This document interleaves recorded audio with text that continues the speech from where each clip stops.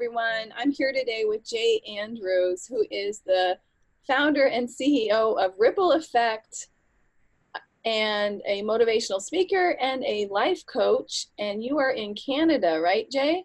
Yeah, I'm in our beautiful capital city of Ottawa. That's right. Nice. Well, Jay, I really appreciate you taking the time out of today, this morning, to have coffee with me because you are the original coffee man, and I love your mug. See, Cheers. Thanks. cheers, cheers. In fact, you post regularly on LinkedIn these amazing motivational videos, and often it's first thing in the morning, and your signature is to have your coffee cup with you, as well as your hat. That's another signature about you. And your videos are just so inspiring. In fact, I crave them. So when I wake up in the morning, you're one of the first people I check to see if you've posted something because your videos are short, to the point, and leave me with a huge smile. So thank you so much for giving value to the community. Wow, that was I'm very grateful and very humbled by those kind words. I really appreciate it. I know that I do get asked, one of the questions I do get asked quite often is, Jay, how do you come up with these ideas? Or what, like, give me some, please let me know, like, give me some tidbit of information how you're doing this. Mhm. And I wish I could say to someone that I sit down and I'm like, okay, today's topic is going to be, and I write it down. I honestly, I don't do that. Um, it just literally hits me. It could be a conversation with my partner. It could be a conversation with my kids. It could be something I've said, read in the news. It could be a conversation I have with a client, but not based on what obviously I'm dealing with my client. It's more of it could have been a one-off on something, and then you're just like, it just kind of sits with you a little bit, and then all of a sudden, I literally grab the camera or phone, whatever have you, and just point, shoot, record, and what it is what it is. That's That's it. amazing. That what you just described is actually a true thought leader, meaning that you aren't rehearsing, you aren't uh, massaging the subject. It just flows from you naturally, and that's very authentic. Well, I So appreciate that. Yeah, I think don't get me wrong, I think you need to be truly understanding of what you're going to say, but in the same breath, you can't be sounding like you're rehearsed. It can't be sounding like you read off a script. You can get away with it one or two times, but then after a while, I use the analogy of a record, of an album, right? You got this great record, you got all these songs, everybody has the emotion attached to it, we all feel it, and then after a while, there's something changes. Like the song is still the same, the beat is still the same, but what you're drawing out of it is not the same as it once was. And it comes at that point where you need to change the record. mhm. Now, if you want to skip really further down the road, if you choose to play that record again, in other words, if you're changing your message and you go back and you go back on a message maybe you were talking about a year ago or months ago, all of a sudden that energy, that feel of whatever that song was, whatever that message was, will resonate back to the way it originally was when people heard it the first time. Oh, nice. I think it's super important that you switch it up. You just can't be saying the same thing over again. Well, you definitely have mastered that. And so the purpose Thank of you. the call with you today is not only to highlight you as an amazing, inspirational person that everyone should follow on LinkedIn, especially, but most importantly, I'd like to talk about your life coaching. A Okay. lot of people have been telling me that they don't really know, A, what is coaching, and number two, how to find a good coach, or they don't personally know a good coach. And that's why I really want to bring you into the spotlight today. And so I want to start off by asking you, how did you get into coaching? Okay, so I like to think that probably right from day one, based on all the things I did as a child growing up. Okay, being the oldest, I mean, there's only two of us, but being the oldest, you're already thrown into that leadership or that mentor role instantly.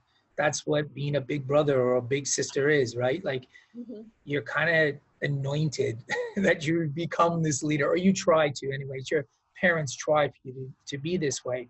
And everything I did, whether it was in sports, like I was captain of my soccer team, and like you're captain of teams, and you when you're with your friends, you're kind of like the center of the core of the group, where people come to you, and it's not like you're not the ringleader, but you have a lot of weight in what happens with that group.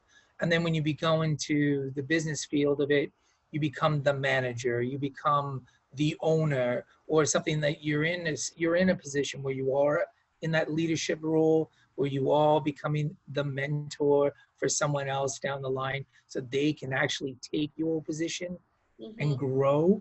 I think for me was, I would say from the earliest job position from 16, I was in a position where I was being groomed. By the time I was 18, I was actually in a mentoring somebody who was, 17, 16. And then when you're 20, the age is as it goes down.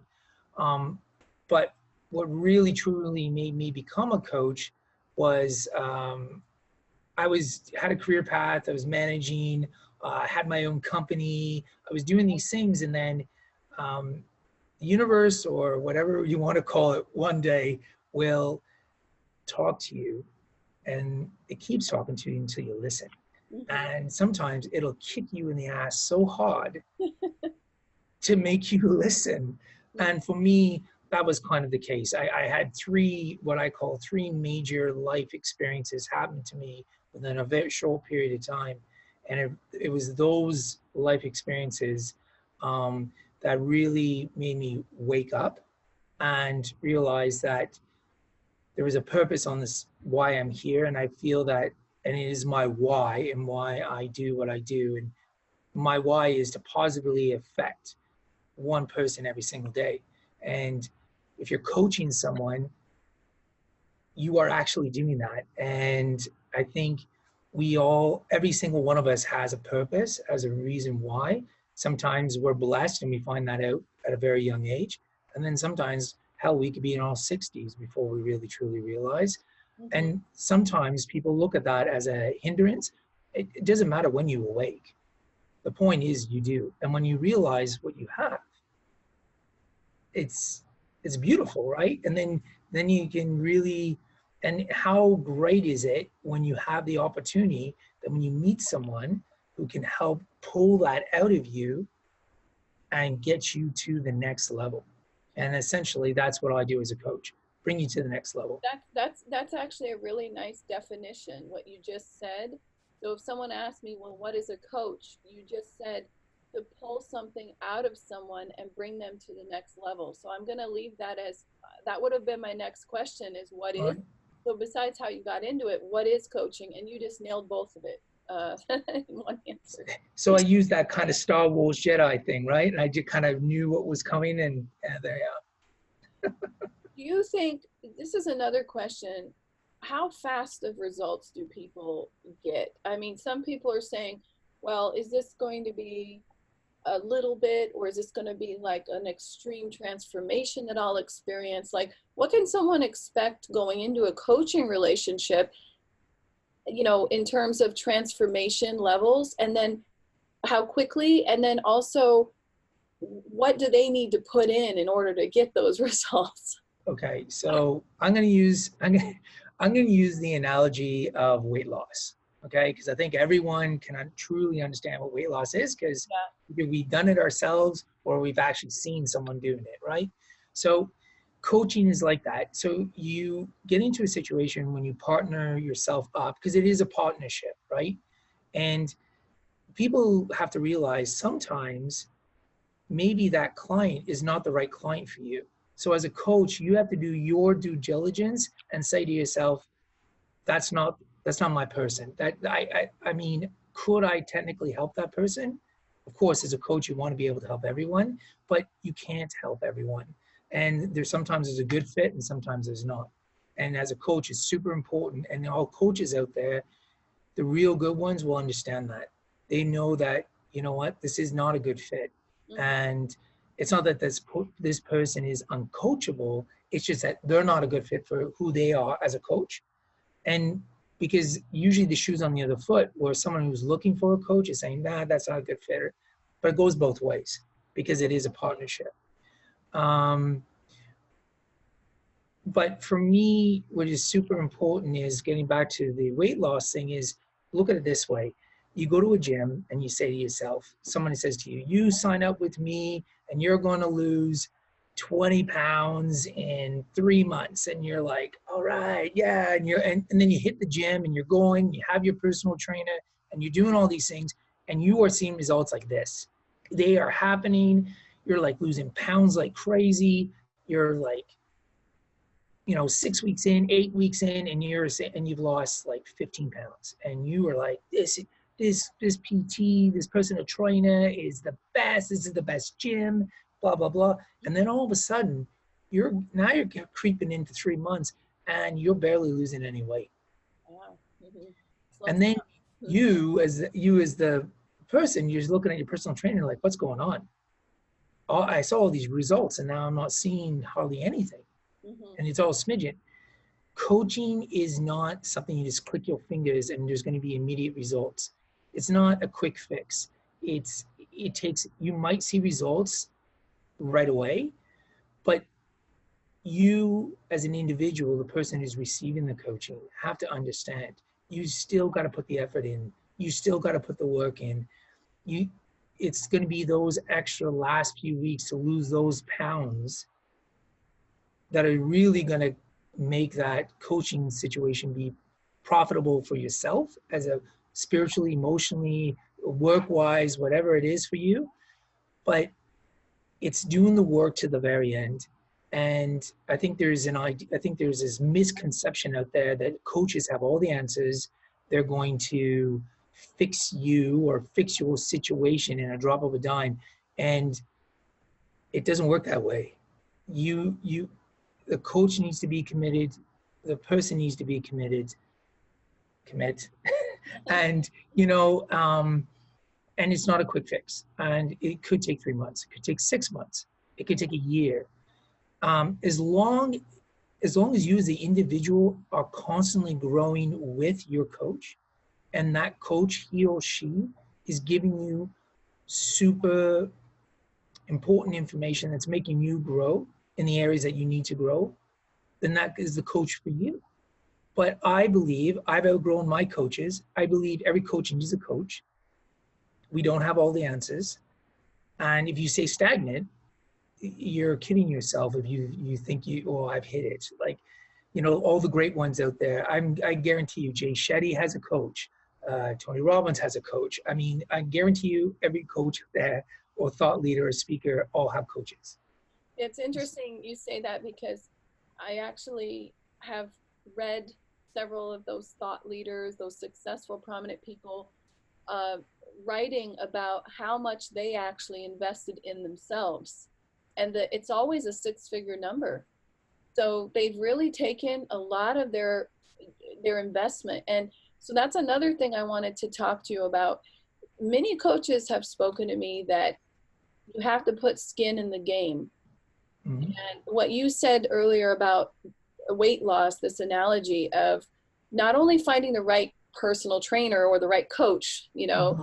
who you figure that this is a good match, but also then putting in the work and not expecting that the coach is going to fix all your problems with the magic wand, right? You have to carry your own weight. And then you can outgrow somebody as well. And that your progress may come at different variables. So it could be 3 months, it could be 6 months, could be a year. But then there's this notion of having a coach long-term, as long as you're growing with that person. And if you've outgrown them, not giving up on coaching and being arrogant and saying, oh, now I'm successful, that's it, it's over. But finding a new coach who can meet you at the level that you've grown into, right? Right.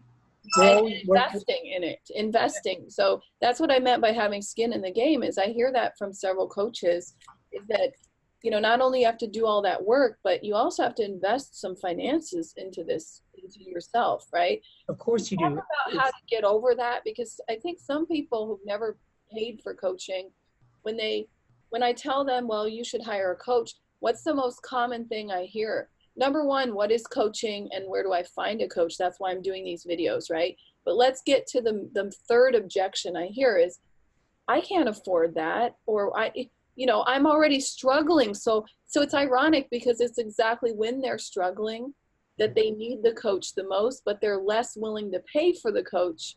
And when I point out to these people that they're actually usually have a lot of vices during that time, they're overspending to compensate to make themselves feel good.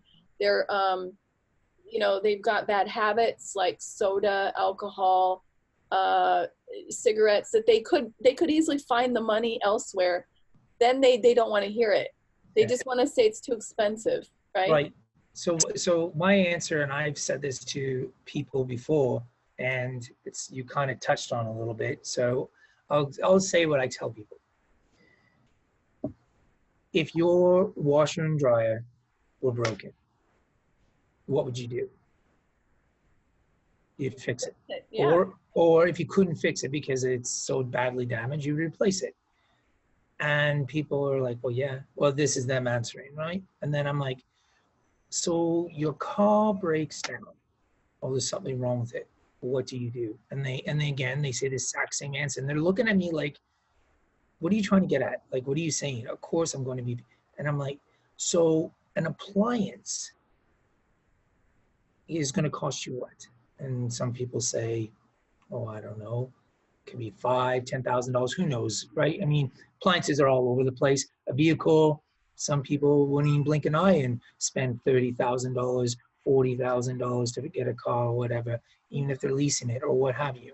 Right. But don't think about it. But then when I turn and I say to them, so you will find the means to fix and get these things done, but you will not do that for yourself and fix you. So you're telling me a car is more important than you are. You're telling me that an appliance is more important than you are. And when I put it out like that, generally I get tears. Um, People are in shock because they don't look at it that way. Mm-hmm. We there's only one of us. We get one kick at this can. You get one shot at it. And from me personally, I understand what that is. When I alluded to early in the conversation that I experienced like three major things that happened into my life, that I woke up and got into coaching and got into these things. Like I was diagnosed with a blood disorder that there's no cure for. So my life expectancy is very short. I chances are, and I've come to terms with this, I probably will not see past 70. And so I was dealing with that, and then I was in a horrific car accident that should have claimed my life, and I suffered permanent damage in that accident, and I was told I would never run again, and a year of rehab and doing whatever. And not only am I running, I did 5, 10Ks, half marathons. Like I did these things, right? And last but not least, I was diagnosed with cancer and I beat that. So what I'm trying to say is that we get one shot. And so why would you not invest the time, the energy, and money into yourself to make yourself better? Like there's even the people that are who are at the highest level are always looking to better themselves. Like when was the last time you ever heard someone say, oh, I hit the top of the mountain, I'm good now? No, they're like, Because what other mountain can I climb? That's the exactly. mentality, right? Keep going. Exactly. And Right. so there's always an opportunity for us to move forward. And if that moving forward is moving your big toe half an inch, then you moved, right? It's you don't necessarily always have to make the big leaps and steps that everyone assumes that's what movement is. If you're in the process of moving, then you're doing the right thing. And I believe that there are people out there, coaches, who can help you with that. I love it, Jay. And I think one of the things people have said to me about coaching is, well, I'm not that ambitious. Like I am maybe just starting out in my career, and I'm not an executive, I'm not a CEO. So there's also this thought that if you're not a CEO, you don't need a coach, or when I become a CEO, then I might consider coaching. But that's another misconception that I wanted to ask you about. But this is what I want to, sorry to cut you off. I want to say something. We all are CEOs. We're CEOs of ourselves. Yeah. We are the founders of ourselves. Mm-hmm. So to me, I'm sorry. I'm gonna be explicit. That's a crock of shit. Mm-hmm. That's crap. Like you're the CEO of yourself. You have a say in how you're going to show up in this world. No one is telling you how to be. They might try to convince you. They may lead you down a garden path. They might try to influence you a certain way, but at the end of the day, you're still making the decision. So coaching is for growth in itself, to invest in yourself as the CEO of you versus invest in an executive career. So it's not at all for people who are on an executive path or have to become the CEO. It can be just to find your path, your growth path, correct? If you, well, yes and no. I think it starts with you as an individual. Mm-hmm. If you have yourself, like, if you're internally happy and you have, your game plan is set, this is what I want to show up in the world as, and this is how I want to be. Mm-hmm. You can go and be that and strive in business. People say when you're in corporate, you're handcuffed, you're all these things.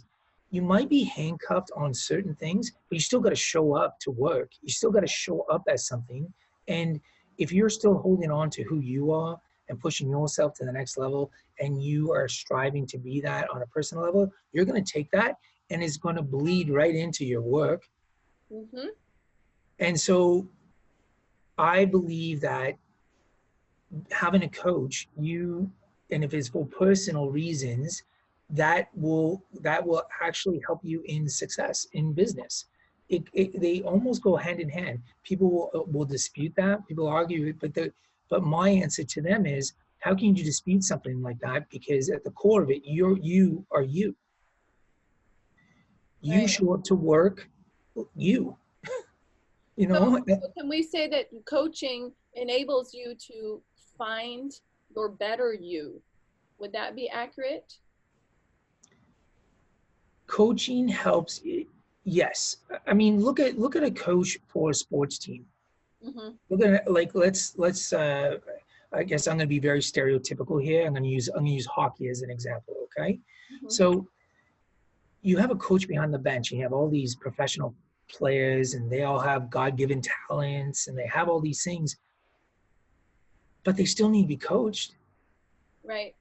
So their talents aren't enough. So some people are thinking either, I have enough talent, so I'm good. I don't need a coach, when actually it's not true, because even the top talent in sports, athletes always have a coach. You know what? And if somebody at Apple or one of these big conglomerate corporation companies out there, and they're saying, well, I don't have a coach, but I bet you they do a crap load of reading. I bet you they listen to podcasts of a certain one or two or three individuals, and that becomes their quote unquote coach. Or they right? have their inner circle of course. Of equally successful people who are sharing a lot of knowledge with them. So I mean, that's true that it may not be called a coach, but maybe consciously or unconsciously, we're all looking to be coached, whether it's a book that coaches us, whether it's a group of successful people, whether it's the thought leaders that we follow on social media, or whether we reach out and find someone like you who can help us discover that inside ourselves. Coaching is just everywhere, and it should be everywhere. And I just want to, with this interview, I want to bring that to the world. Thank you so much, Jay. Is there any last thoughts you want to add? Pieces of I guess for me, the biggest piece I think people should always come away with when they're listening to something like this is that first and foremost, always understand that you're worth it. Mhm. And because you're worth it, and because you are the CEO of yourself, invest in yourself. And it's not, it's like when you're going to buy a car, you have to test drive some cars, right? You're not going to, very rarely do you pull up and you're like, yeah, that's the one. And no, you test drive. It's like, it's same with a home. You look at different homes before you purchase. Or if you're renting or you're leasing or whatever, you look at different options. You generally don't get the first one right out of the gate. That's the same with coaches. Make sure you do your homework, but your homework should not always be based on the literature. Make sure you get to know the person as well. And do not be hurt or have your feelings hurt if the coach may turn around and say, you're a great person, but this is just not going to be a good fit, because it is the partnership and it has to be side by side. I love it.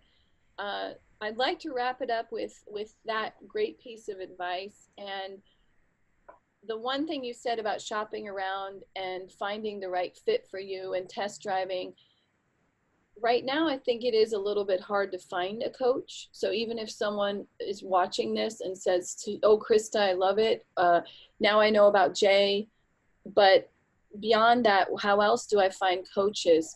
So what do you think would be the best resource? I know there's the ICF, and some people are eminent that you have to have a certification, otherwise you're not a real coach. Other people say, well, I've done a lot of successful coaching for people because I have another gift without being certified. I mean, what is your opinion? Should people just go to the ICF website and try to find a coach, or do they, what other sources should they look into?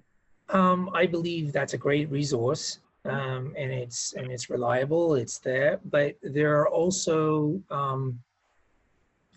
I always look at coaching almost, here I am, I use analogies all the time. Anyone who has me as their coach, they know I use analogies all the time. Whoever follows me via social media, I do it. So here's my analogy again. Coaching is like a film, right? There's a blockbuster films out there and everyone knows where to go, and you see, and there's a bunch of independent films out there which have such great content and such great feeds, and you'll love all the characters in the movies and stuff. And it's like that in coaching as well. There are the big blockbuster facilitations out there, but there are all the other people that are, like the indies out there, and they can still offer all the great stuff. So I think for me, it's super important is talk to other people. Look out to see on platforms. LinkedIn's a great platform to check out and see what's going on when it comes to coaching. But really, truly try to figure out is, what are you looking for? And if you know what you're looking for, you'll find a coach who is actually preaching those words or have similar insight that resonates with you. And whether they have they're working for a corporate coaching company, or they are a private company and they work for themselves. At the end of the day, if you're getting something out of it and you're growing it as an individual, does it really matter if you went to a corporate company or if you went to a private company? Right. I love this advice. Thank you so much for this interview. I think that this advice is going to be so useful to so many people, Jay. And just like what you said, I think that I follow you on social media because I can see into your soul through that. So the things you post are very authentic, but they're also very telling about your coaching style and your personality. And that's an excellent way to figure out if that person would be a good fit for you, is when you're scrolling through your feed and you start following a few coaches, and then the one message just keeps coming up and up over and over for that one coach. There's probably some synergy, and that's the coach you should at least set up some time to talk to. Whether, I think most coaches do a kind of a free consultation anyway to check the fit and to figure out if they'd be a good match. So I think there is a high level of ethics. And I think if someone tells you, no, I won't talk to you unless you pay up front, I wouldn't recommend working with that coach anyway. That's not what real coaches do, right? that's a yellow flag. Yeah, Yeah. for sure, for sure. It's definitely, I truly believe that yes, everyone has that set up, get to know you type of 15-minute, 20-minute call, and then generally based on that, um, you'll know if it's a good fit on both sides. Okay, and then if I know it's a good fit after that call, would you recommend uh, taking it slow and saying I'll do one session with you, or would you recommend going all in and giving it a good 3 months? I mean, what is, I know this is going to vary, but we talked about quick results or working with a personal trainer. You know, you said the analogy would be like 3 months, 20 pounds, right? Do you Mhm. think the same applies to coaching, that I need to kind of decide I should invest at least a few months into it?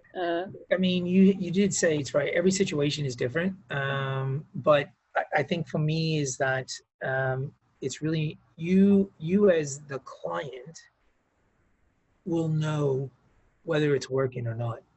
Hmm. But you can't. But it can't be. Now there's a difference. It can't be a knee-jerk reaction, right? It can't be. I'm in this 2 months. I've been losing all this weight, and then all of a sudden, what the hell is taking forever? Oh, I'm out. It's not working. You got to see it through. You can't have a knee-jerk reaction. But if during that period of time, I believe if you're still not seeing the results, and there's that, as you put it, the synergy is not there, then you are in control. I mean, typically a coaching contract is usually 3, 6 to a year. It all depends on who your coach is. Um, I know for myself is based on the conversation, whoever I'm speaking with, I'll know right away how how all in is this person. Like what are they really trying to invest in? Is this like small thing they're trying to change? Is this a dramatic thing that we're trying to change? And based on certain information, I'll be say to them, you know what? Personally, I think this is going to be a 6-month transformation. This will be something, Got it. and you coach to that specific situation. And if the client turns around and says, I don't think I need 6 months, then maybe as a coach, maybe that's your warning flag saying, maybe this person's not all in, or they're not as committed as they said they are. Or how much It, time they can invest in it too. I mean, some people are like, no, I'm very committed to doing something aggressive, and they have to prove to you that they have dedicated realistically a certain number of hours, right? That's another option, is like, how much time are you really going to be putting into this? Is it just like with working out, right? If I say I want to lose 20 pounds, but I can only work out once a week, it's going to take 6 months potentially. Versus if I'm like, no, I'll go in with you and I'll do like 5 days a week.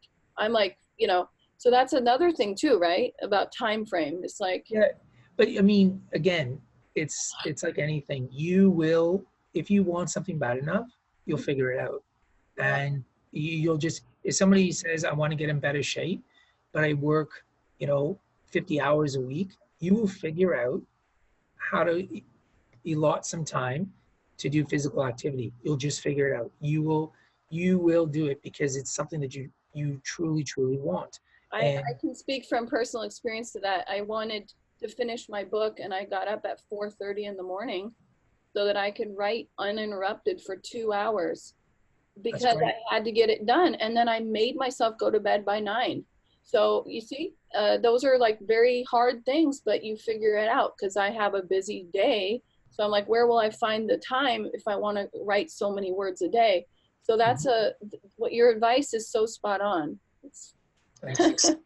okay, Jay, well, I don't want to keep you any longer. I really appreciate your time. And when I post this, everyone's going to know who you are. And I'm going to put in the comments how to get in touch with you, because you're definitely a coach that I believe everyone should follow, whether or not they work with you. Your advice and you provide so much value. So thank you so much again for taking the time, Thank you. and look forward to talking to you soon. Okay. Right. Take Cheers. care. Thanks so much. Bye.